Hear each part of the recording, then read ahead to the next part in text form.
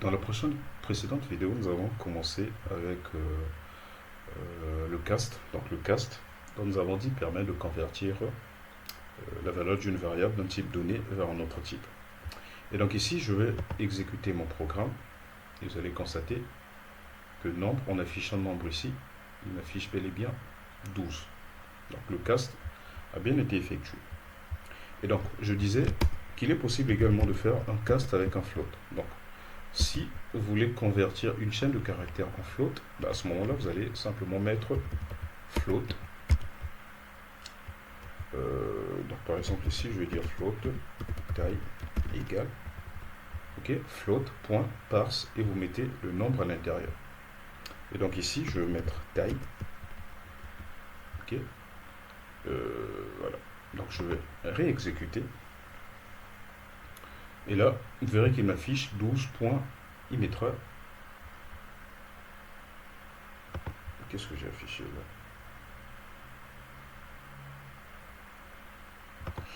Ok, donc il m'a bel et bien affiché un 12. Alors, tout à l'heure, je me suis dit qu'il devrait m'afficher 12 et puis plusieurs zéros après, mais bon, il s'avère que c'est pas le cas avec lui, donc il fait un troc en fait. Logiquement, dans d'autres langages, en fait, vous serez surpris, c'est que lorsque vous avez une variable type float et que vous mettez 12, lui, il affiche 12.0000. Bon.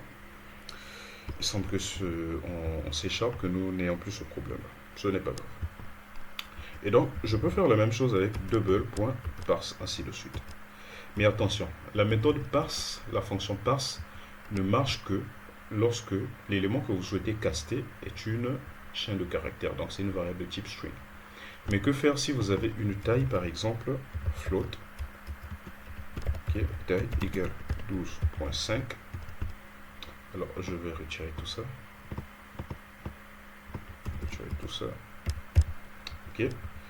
Et que je souhaitais le convertir en int, par exemple. Donc là, je peux dire int nombre 2 serait égal. Cette fois-ci, je n'utilise pas int.parse, mais je vais utiliser cette syntaxe. Donc je mets int ici et je mets taille. C'est-à-dire, le parse n'est réservé que lorsque la variable à convertir, c'est une chaîne de caractères. Mais sinon, pour le reste, lorsque la variable à convertir, c'est des valeurs numériques, donc un float, un int, ainsi de suite, vous allez utiliser cette syntaxe. Et donc là, si je décide d'afficher nombre 2, vous verrez que je vais me retrouver avec 12 piles. Donc vous voyez, là, je me retrouve avec 12.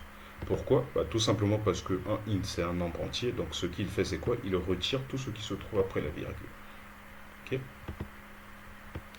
Et donc la même chose, si j'avais une variable type int ici,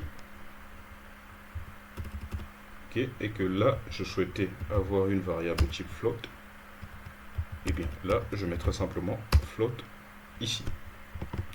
Donc dans le cas des nombres, comment on l'appelle, le cast en fait s'effectue comme ceci.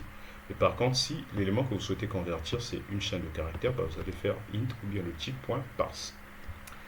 Alors, qu'en est-il de la conversion vers une chaîne de caractères? Supposons que j'avais plutôt un int ici, nombre, qui est égal à 120, et que je souhaite le convertir en chaîne de caractères.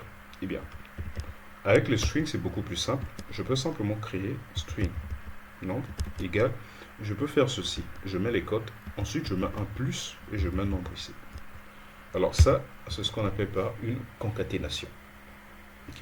La concaténation, c'est le fait de coller une chaîne de caractères avec un autre élément, que ce soit une variable de type int, une variable de type float.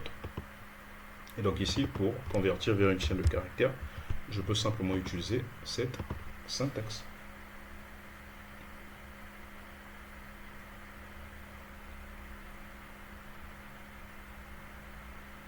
Alors, la compilation relance.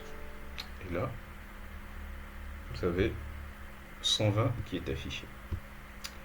Et donc voilà ce que je pouvais dire sur le cast. Dans la prochaine vidéo, nous allons faire un petit cas pratique ou bien deux petits cas pratiques. On va réaliser un petit programme qui va effectuer l'addition de nos nombres. Ensuite, on va réaliser un autre programme qui va demander à l'utilisateur d'insérer ces informations et nous allons réafficher cela.